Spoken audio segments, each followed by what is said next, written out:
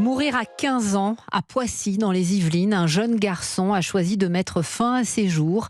L'année dernière, il avait dénoncé le harcèlement qu'il subissait de la part d'autres élèves du lycée pro où il était scolarisé. Thibaut Hu, vous êtes en direct de Poissy, devant l'ancien lycée de cet adolescent.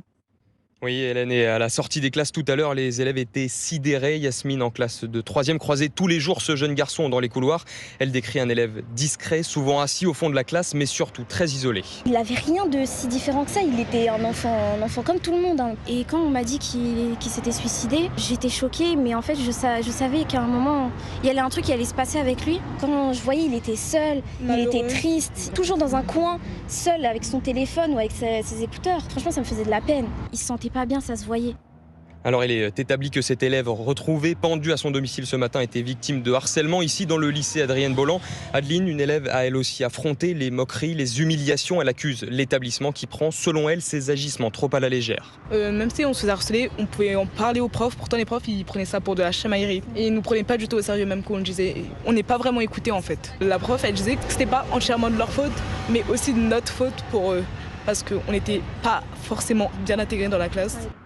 L'adolescent a quitté le lycée l'année dernière, inscrit depuis septembre dans un autre établissement selon une source policière. Était-ce à cause du harcèlement dont il était victime? Il est encore trop tôt pour le dire.